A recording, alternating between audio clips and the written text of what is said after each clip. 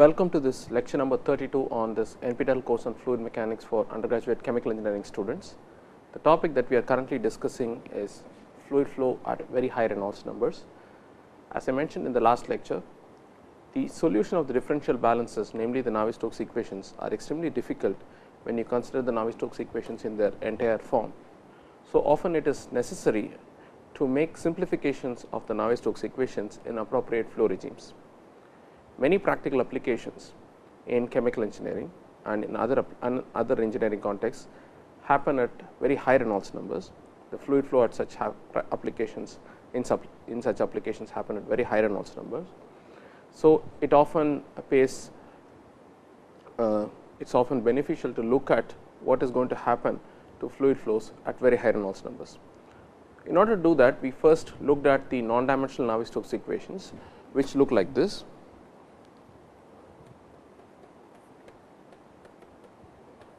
Plus V star dot del star V star. All the start quantities are non-dimensional. This minus del star V star plus 1 over Reynolds number times del star squared V star plus the non-dimensional gravity term, which is let us just ignore gravity for the moment. Okay. And so, this is the non-dimensional form of Navier-Stokes equation, and we know that the Reynolds number is a ratio of inertial to viscous forces. It is a measure of inertial forces in the system to viscous forces in the system. And when the Reynolds number is very large compared to 1, this implies that viscous forces are small compared to other forces in the system. So, as a first approximation, we can think of neglecting the term multiplied by 1 over Reynolds number, because 1 over Reynolds number is very small, and assuming that this quantity, that del star squared V star, is a reasonably well behaved quantity in the sense that it is a non-dimensional quantity. So, it should not be very large, then we can neglect this term. There are issues with this neglect, and this forms a very important part of discussion in fluid mechanics, and I will come to that a little later after 1 or 2 lectures. But right now, this is the most sensible thing that appears, this is the most reasonable thing that appears plausible at this time. So, we will go ahead with this assumption, and the resultant equation is called the Euler equation, where you have thrown away the viscous term. So, we will have simply this is the dimensional form of Euler equation,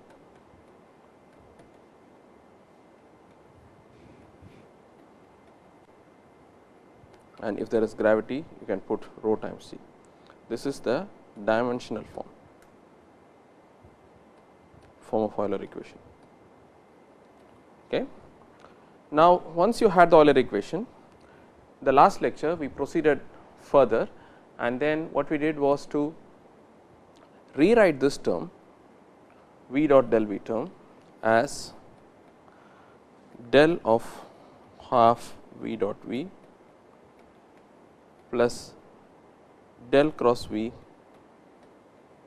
cross V, and del cross V was omega. So, this became omega cross V. So, once you substitute this entire thing back in the Euler equation, and if you dot the entire equation with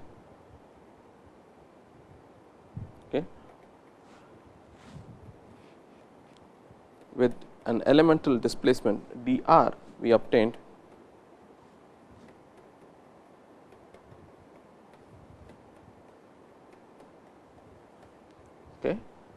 plus 1 over rho del p minus g dot dr is 0. Notice that omega is called the vorticity in fluid mechanics. It is a measure of fluid rotation about a given point in the flow.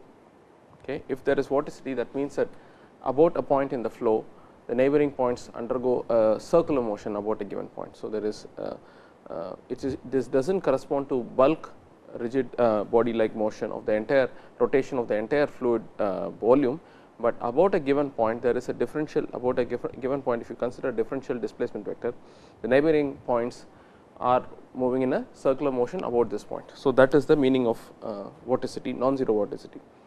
If the vorticity is 0 at each and every point in the fluid, then such flows are called irrotational flows. Okay? We will come to that a little later. Right now, from basics of partial derivatives, if you have del phi dot dr, that will give you the change in the value of the function phi between the 2 points. Suppose you consider 2 points which are connected by an elemental vector dr. If you take the gradient at this point and dot it with dr, this will give you for small dr the change amount of change the function is going to incur when you march a tiny distance dr. So, if I dot this with dr, I will get the first term will remain as such. Okay. The second term will become d of half v dot v. The third term will become dp by rho. Okay. If you look at, there are 4 terms, okay, 1, 2, 3, there are 5 terms. So, okay, for the moment we are going to restrict ourselves to cases where omega cross v dot dr is identically 0, only then the equation can be simplified. I pointed out in the last lecture that this can happen if either omega itself is 0, that is the flow is rotational, or the flow is along a streamline, or if you consider dr or dr along a streamline, that is if you are marching along a streamline, then that is true. Okay. So, under these circumstances, either when the flow is rotational or when you are considering along a streamline, this term is identically not there. This term is not there. Okay. So, we are left with just dp by rho plus you had g dot dr, okay, is 0. Now, let us arbitrarily write g as minus g times k. It is pointing in the minus z direction, and dr is nothing but dx times I plus dy times j plus dz times k. So, if I dot these two, I will get g dot dr as, I am sorry, there is a minus sign here if I remember correctly, there is a minus g here. So, the minus should happen here. Okay. So, g dot dr will just become minus g dz. Okay. So, this is g dot dr is equal to minus g dz. If I substitute this back in here, the two negatives will cancel to give you dv dt dot dr plus d of v dot v plus dp by rho plus g dz is 0. Okay. Now, if I integrate, if I consider that dr is along a streamline,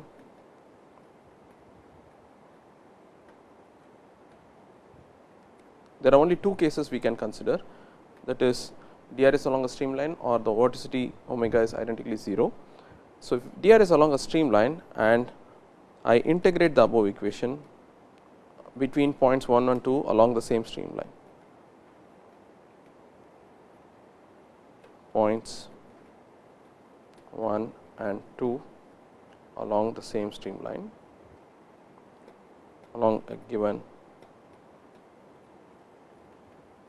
streamline.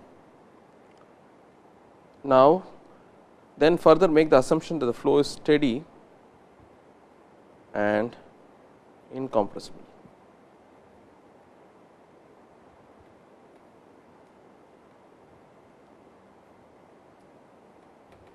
If I make these 2 assumptions, okay, then if the flow is steady, then this term goes away. If the flow is incompressible, rho is a constant. Okay. Then if I integrate along any 2 points, I will get integral from point 1 to point 2 dp by 1 over rho dp plus from point 1 to point 2 d of v dot v is v squared and there is a half and then plus g dz. is 0. This implies that P 2 by rho plus half V 2 squared plus G Z 2 minus P 1 by rho plus half V 1 squared plus G Z 1 is 0. But since points 1 and 2 are any 2 points along a streamline, this implies essentially that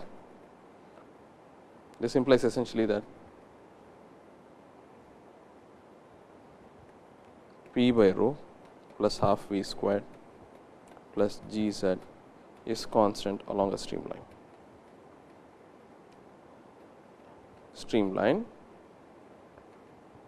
in an inviscid flow,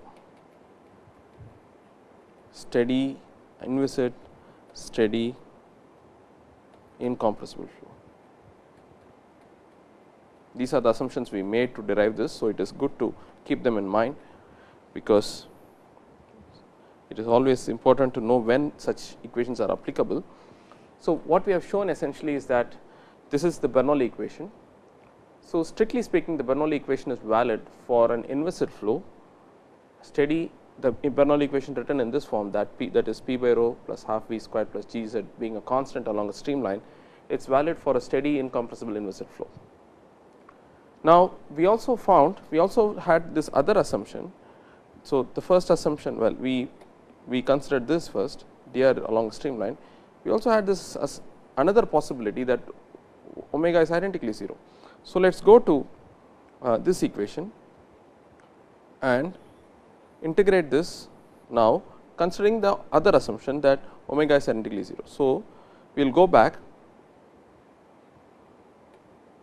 So, we will go back to this equation and consider the assumption that instead of considering along a streamline, we will consider omega is identically 0.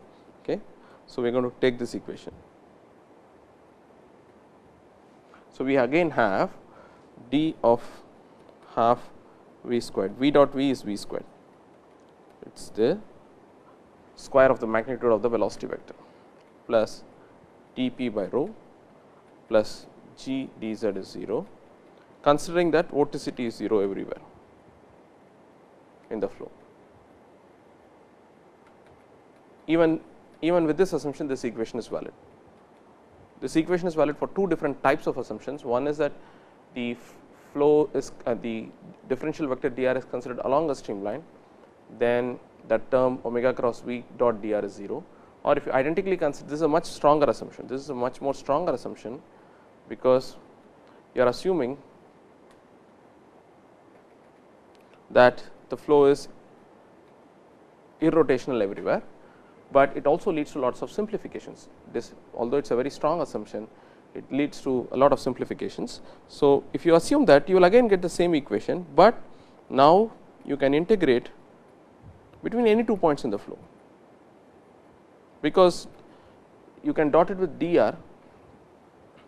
Now, dot with dr, and there is no necessity that dr is along a streamline, and dr is an arbitrary vector displacement. Can integrate between any 2 points in the flow. Okay. Then again you will get the same equation, P by rho plus half V squared plus G Z is constant anywhere in a flow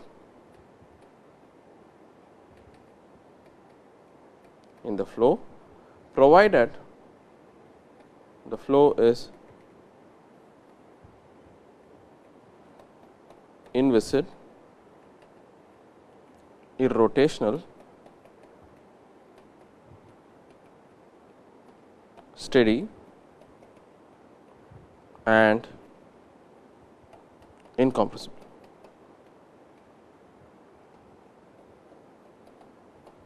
Okay.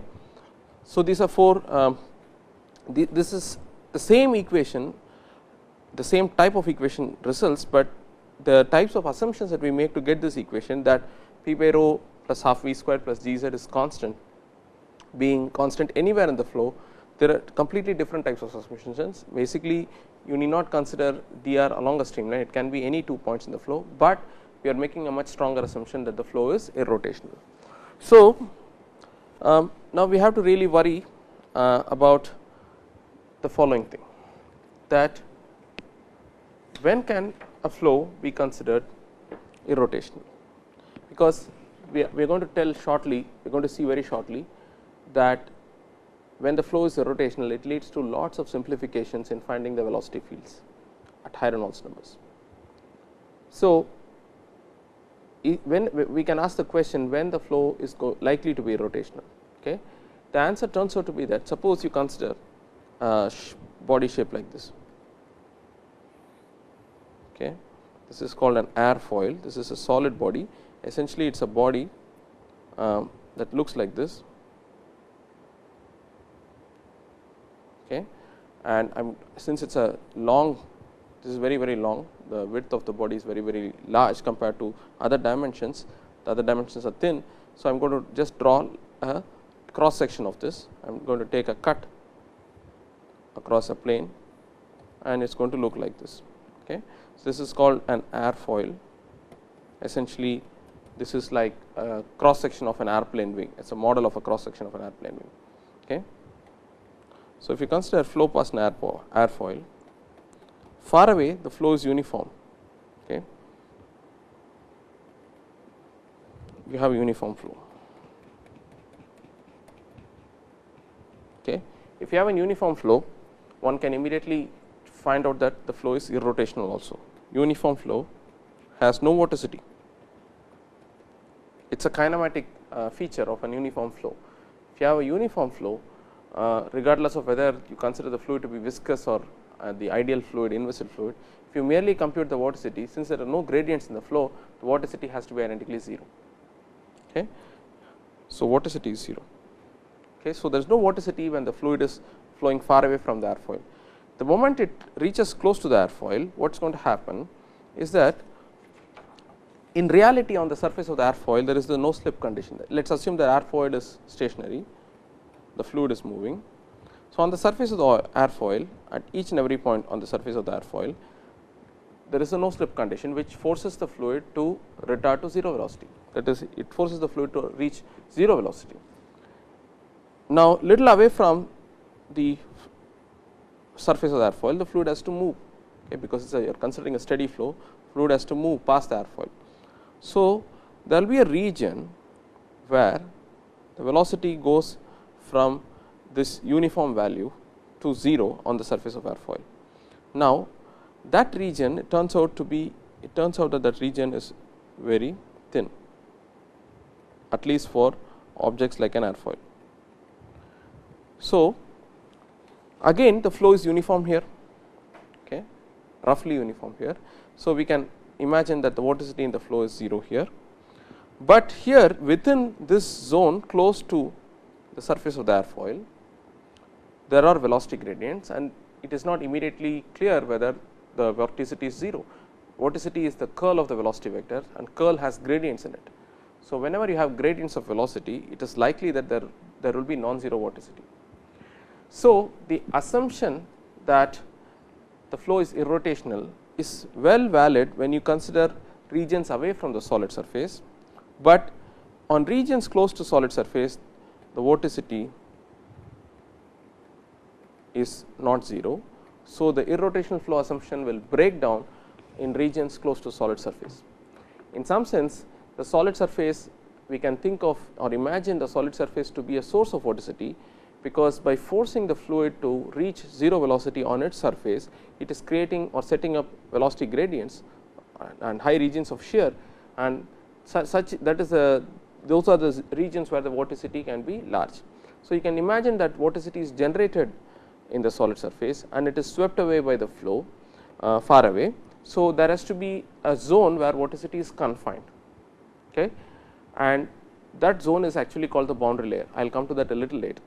So, essentially when you are away from the solid surface, it makes sense to assume the flow to be irrotational, and generally the flow Reynolds numbers are high such that you can ignore the viscous terms. So, the flow is anyway inviscid approximately speaking, far away from the solid surface, and in addition it is also irrotational.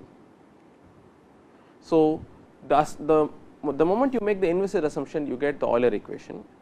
The moment you make the irrotational assumption, that is the vorticity is 0, then you get the result, the Bernoulli equation, that p by rho plus half v squared plus g z is constant across any 2 points in the flow. You need not follow a streamline. Such inviscid and irrotational flows are called potential flows,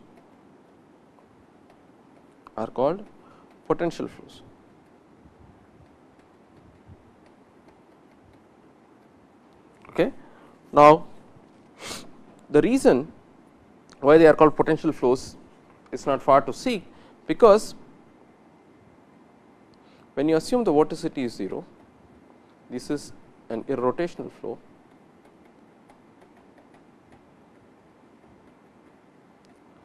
This is a kinematic constraint, that is, you are simply assuming that there is no rotation about a point in a fluid and at each and every point in the fluid. This is a purely kinematic condition. This has nothing to do with whether viscous forces are dominant or inertial forces are dominant, but it so happens that this assumption is more and more applicable at higher Reynolds numbers, because if you consider like the example I suggested, when you have flow past solid surfaces, a little away from solid surfaces the fluid flow is uniform, and so we can expect that the vorticity is 0 or negligible there, and all the vorticity is confined close to the solid surface in a region called the boundary layer. So, even though this assumption is a purely kinematic assumption, it has by itself we cannot say whether this is a good assumption for viscous flows or inviscid flows, but by looking at the nature of why vorticity is generated and the nature of flows at higher Reynolds numbers, we can say that this assumption is more and more valid at higher and higher Reynolds numbers, especially in fluid flow past solid surfaces, because the vorticity is generally 0 in regions away from solid surface, okay, or small. So, it makes sense for us to assume that the vorticity is 0, that is negligible. So, these are irrotational flows. Whenever you have curl, vorticity is curl of the velocity vector. Whenever you have curl of a vector field is 0, you can write the vector field to be the gradient of a scalar function, okay, and conventionally this is called the velocity potential, and hence inviscid plus irrotational flows are called potential flows, because the velocity is determined by a scalar potential. Now, what is interesting is that the velocity is a vector, it has 3 unknowns, 3 components, Vx, Vy and Vz in Cartesian coordinates. So, in order to solve for the velocity, you have to solve 3 equations, 3 coupled equations, Euler equations, okay, in general. But if the vorticity is 0, then we are saying that instead of solving for 3 velocity components, you can merely solve for 1 function instead of solving for 3 functions, that is, the velocity is a vector function of position variables for steady flows, and the vector function has 3 components Vx, Vy, Vz, and each of this is a function of the position variables x, y, z. So, instead of solving for 3 unknown functions, you can solve only for 1 unknown function, that is the velocity potential, and once you take the gradient of the potential, you will get back the velocity vector. So, that is a very great simplification that happens when you assume the flow to be irrotational, and as I have told you, irrotational flow is merely a kinematic constraint. But when is that irrotational flow valid? When is the irrotational assumption valid? It makes better sense to use it at higher Reynolds numbers, where you can treat the flow to be effectively inviscid, far away, at least far away from the solid surfaces. So, inviscid and irrotational flows are called potential flows, because the velocity is written as the gradient of a velocity potential, and such potential flows are applicable at high Reynolds numbers in regions away from the solid surface. For regions close to the solid surface, we have to worry about viscous effects, and we will come to that using the boundary layer framework a little later. Okay. So, essentially now what we are simplifying is that we are going to now restrict our attention to potential flows.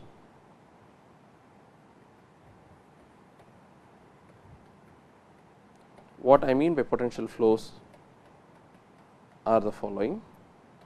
Velocity is written as gradient of potential, and since vorticity, that is vorticity is 0, curl of velocity is 0. So, we can write velocity as a gradient of potential, but and of course, by using the Euler equation we also found that p by rho plus half v squared plus g z is constant in a potential flow.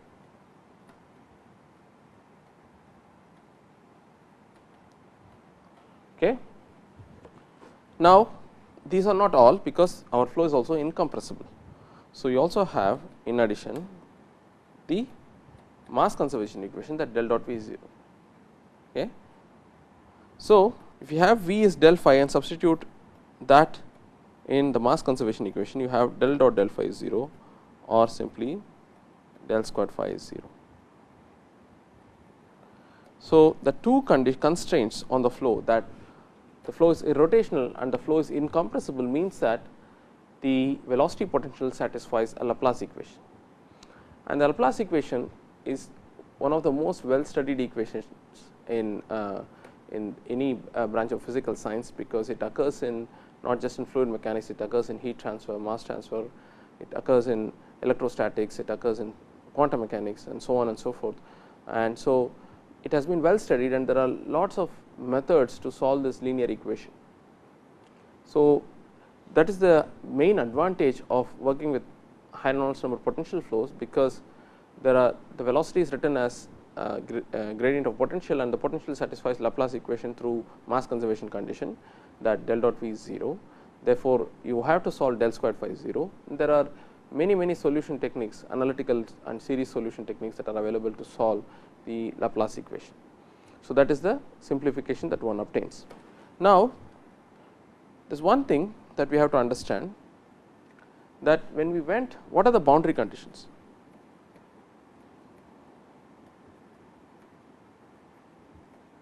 To solve this Laplace equation.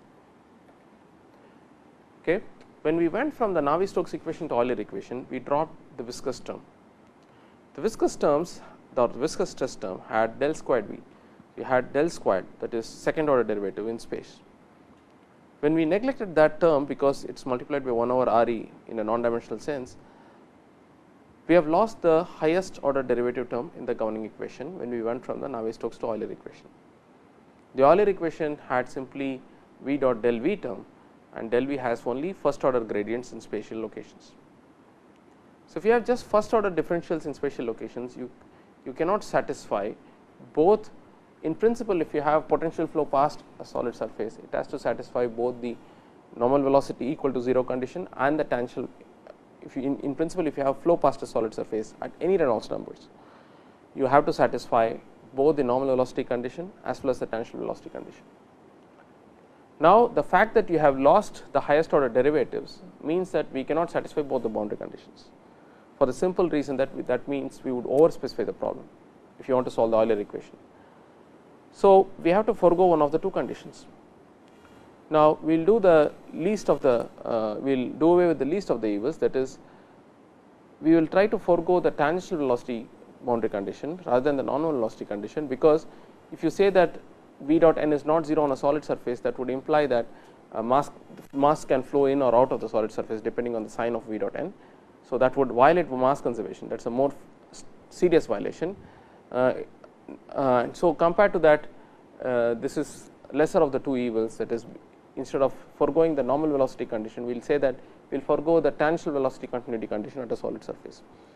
So, this is a major problem in making the flow or making the assumption that the viscous terms are neglected, in that we are not able to satisfy the no slip condition, and it has major physical implications as we will see a little later. Okay. So, the boundary conditions are that v dot n is 0 on solid surface.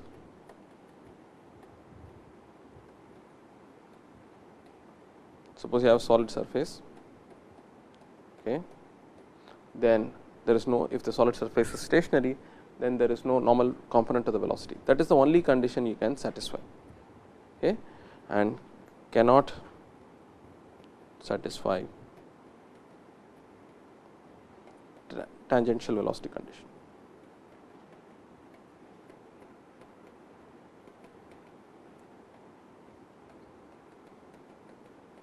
Okay. So, we can get the velocity field for a potential flow, incompressible potential flow, by just solving the Laplace equation for the potential and using the boundary condition that V dot n is 0. But then we are left with one more equation, that is the Bernoulli equation. Here we still have this equation,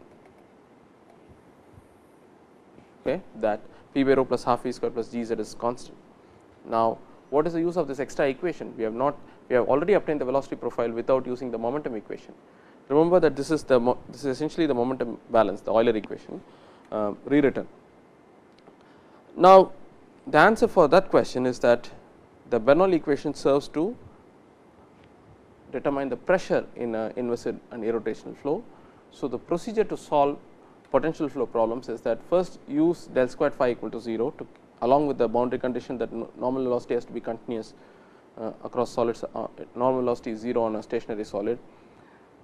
And once you solve for the velocity field, you plug the velocity field back in here and find the unknown pressure through the Bernoulli equation.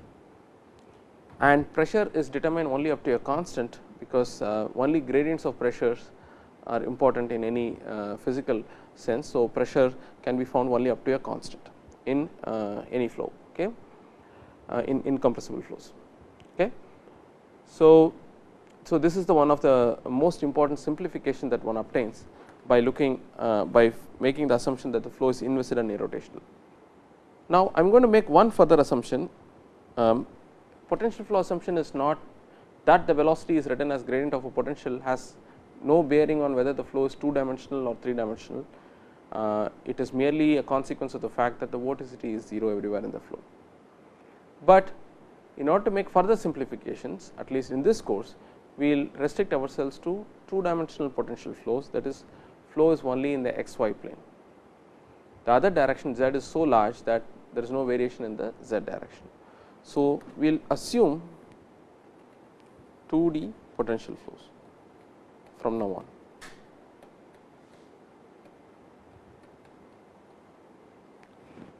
When I say 2D, that means that the velocity vector is written as u times I plus v times j plus w times k. When I say 2D, I mean that there is no w velocity and there is no variation of u and v in the z direction. That is what we mean by 2D, and u is a function of x y and v is a function of x y. They are independent of z. Okay. Now, whenever you have a 2D flow, you can always write u as, use the stream function formulation, partial psi by partial x, v s minus partial psi by partial y, because this automatically satisfies the continuity condition that del dot u is 0. Okay. Now, this is not at all, because we are also saying that omega is 0. In a 2D flow, where the flow is only in the xy plane, the only non-zero velocity is omega z, and since omega is 0 means that omega z is 0 for a 2D flow. For a 2D irrotational flow, we have only one component of non-zero velocity, that is omega z. Okay. So, and since it is irrotational, that has to be 0. So, omega z is nothing but partial v by partial x minus partial u by partial y is 0. Upon substituting the definition of u and v in this expression, you will see that you get partial squared psi by partial x squared plus partial squared psi by partial y squared is 0, or you get del squared psi is 0 in the 2 dimensions x and y. So, the stream function for a 2-dimensional irrotational flow also satisfies the Laplace equation. It is not just the velocity potential that satisfies the Laplace equation. The fact that the only velocity is omega z implies that the stream function also satisfies the Laplace equation in a 2-dimensional potential flow. Okay. So, one can also show that lines of constant psi, that is the streamlines, and constant phi, these are called equipotential,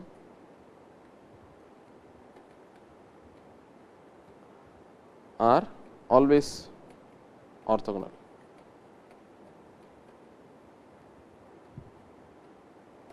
Okay. This is something that we can show very easily. So, constant psi means d psi is 0, d psi is partial psi partial x dx plus partial psi partial y dy from basics of multivariable calculus. Partial psi partial x is minus, so we can also, since we can also rewrite this as saying that dy by dx. So, d psi is 0 means you are along a streamline, because psi is constant means you are along a streamline. So, d psi is 0 means you are along a streamline. So, this is the slope of a streamline at constant psi is nothing but dy by dx is nothing but minus partial psi partial x by partial psi partial y. This is nothing but it is v by u, because this u is partial psi partial y, v is minus partial psi partial x. Okay. So, constant phi implies d phi is 0. This will imply that dy by dx, the slope of then equipotential constant phi is minus u by v. So, if you see these two expressions, you have the slope of the slope of stream function, the slope of an equipotential,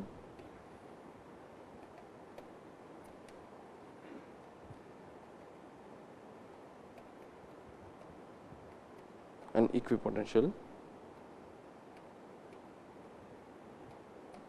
So, the two slopes m1 m2 multiplied to minus 1, that means that at each point the streamlines and equipotentials are orthogonal to each other. So, to solve for 2D potential flows, all we have to do, so we are restricting ourselves to 2-dimensional potential flows, and the flows will be steady. Okay. So, what do you have to solve for? You have to solve for del squared phi is 0 with the condition that del phi dot n is 0, okay, at solid boundaries.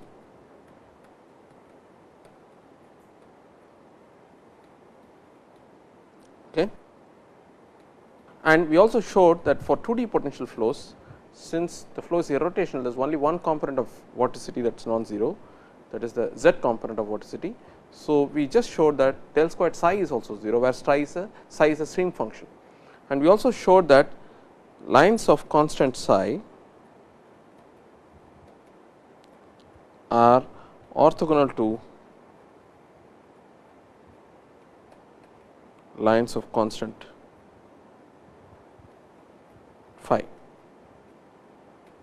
Okay. So, that helps in visualizing the flow in a much easier way, as we will just show in some examples to follow with. Okay. So, now what is the strategy for solving potential flows? We have to solve these two equations. Usually what is done is that we assume a given solution to the, so usually what normally we do in solution of Navier-Stokes is that we have a problem and then we try to solve for the velocity field, okay, by using suitable boundary conditions and by solving the governing equations. Now, here what we are going to do is that we are going to assume some solutions and see to which problem or what physical context does this solution correspond to. Okay. First, so we will treat some elementary potential flows.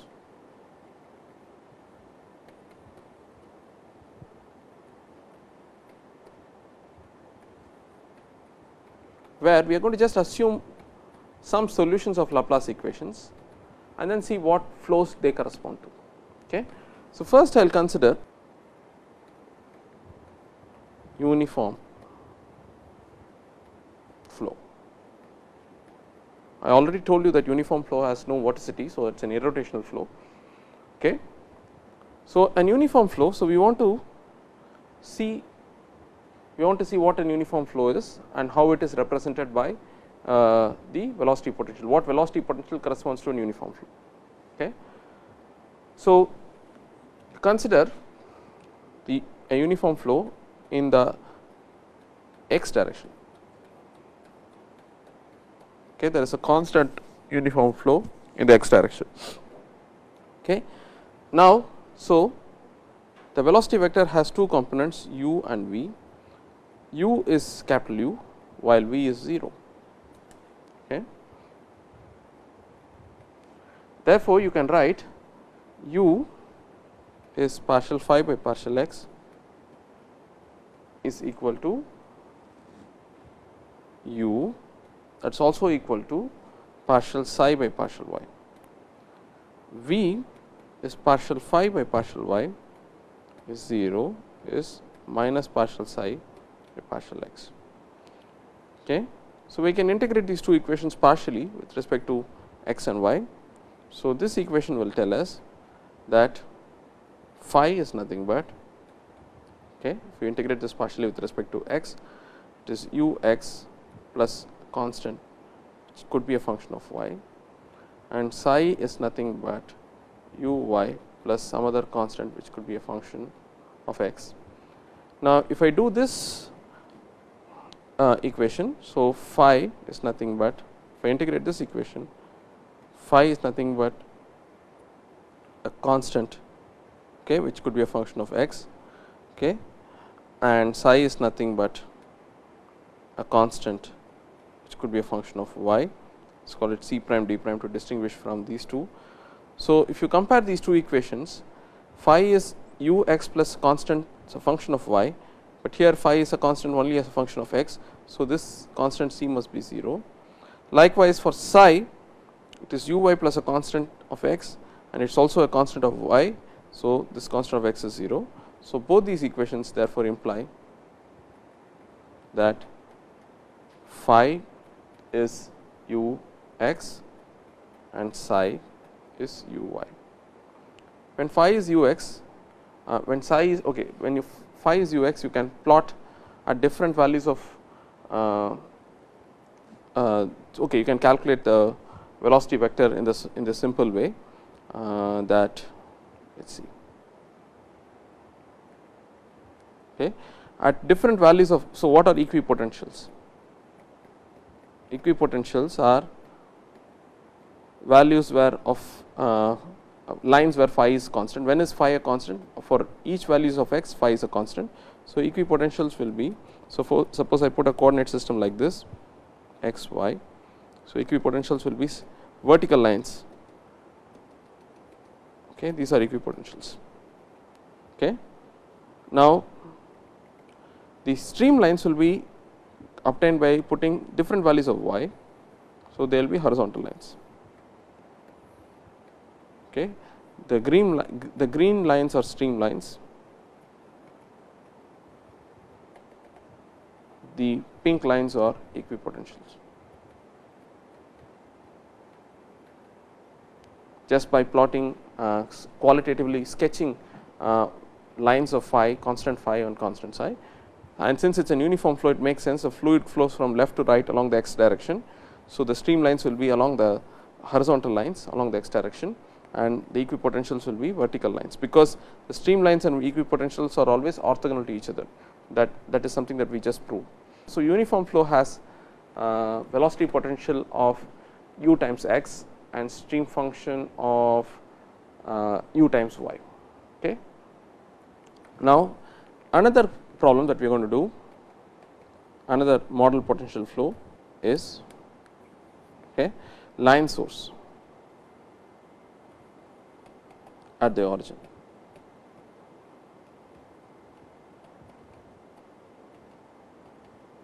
Okay.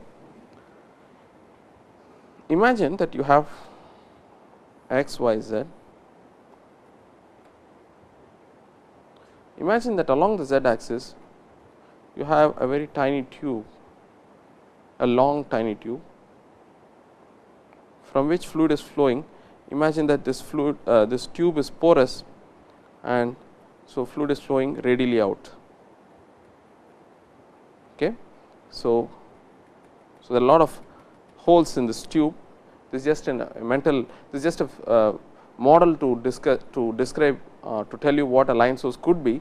In reality, we will just abstract it to a mathematical idea. Okay. So, you could imagine that you have a long pipe, thin long pipe with lots of pores and then lots of holes, and then imagine that fluid is flowing. So, it has to come out radially, and so the flow is in the xy plane, because there is no flow in the z axis if along the z axis if the length of the tube is very, very large. So, we are essentially worrying about the flow in the xy plane.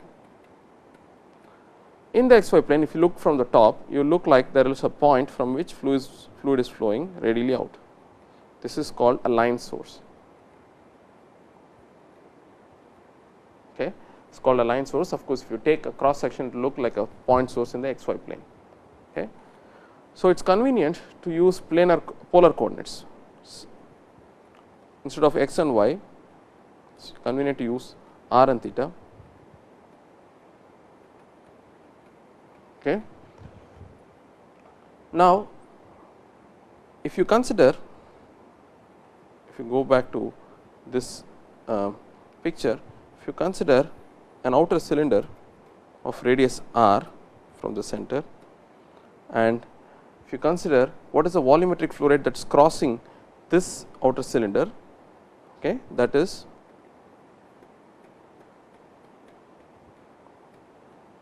volumetric flow rate. Okay, Q is 2 pi r V r times B, which is the length of the cylinder.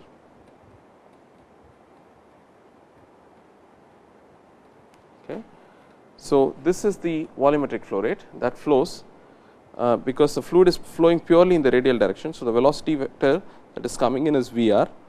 So, 2 pi r is the so you want to multiply that velocity by the area of the cylinder. Area of the cylinder is 2 pi r times B, that is the surface area of the cylinder. So, that will give you what is the volumetric flow rate. Now, we are going to assume that Q is a constant for steady flow. A constant volumetric flow rate keeps coming out from this origin where you had kept this line source of flow. Okay. So, we can write therefore, V r is Q by 2 pi B times 1 over r. Now, this is denoted by the letter m, it is a constant. So, V r becomes m over r, where this is called the source strength, the strength of the line source. If m is a positive quantity, then fluid emerges out radially. If m is a negative quantity, fluid comes in, okay, towards origin. Okay, we want to find for this line source of flow mass what is the velocity potential and what is the stream function. Okay. So, V r in cylindrical coordinates is simply partial phi by partial r, and V theta is 1 over r partial phi by partial theta. V r is also equal to, okay, 1 over r partial psi by partial theta. V theta is also equal to minus partial psi by partial r. Okay. For our problem, V r is given by this, but V theta is 0. There is no flow in the theta direction.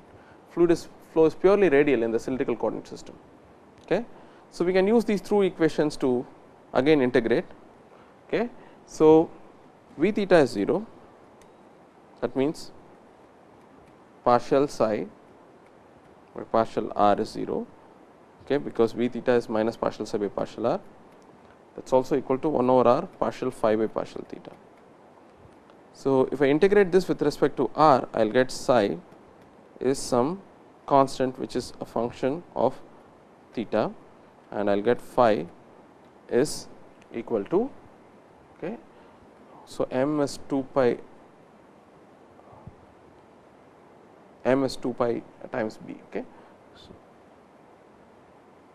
So, you have 1 over r partial phi by partial theta is 0, which means phi is a constant d which is a function of r. Okay.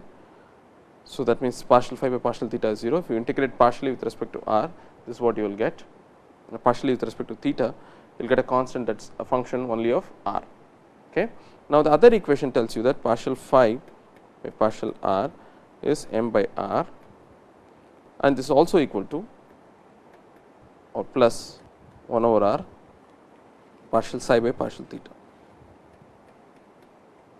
This implies if you integrate this equation partially, phi becomes m logarithm of r, okay, plus some constant c prime which is a function only of theta, and psi becomes, if I integrate this, these two r's will cancel, you will just get m theta plus d prime which is a function only of r.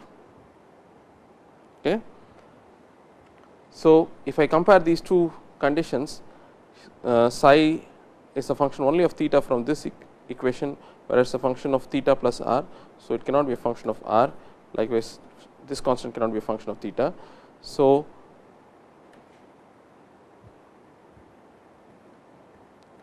phi is m logarithm of r and psi is m theta for a uniform source, for a line source.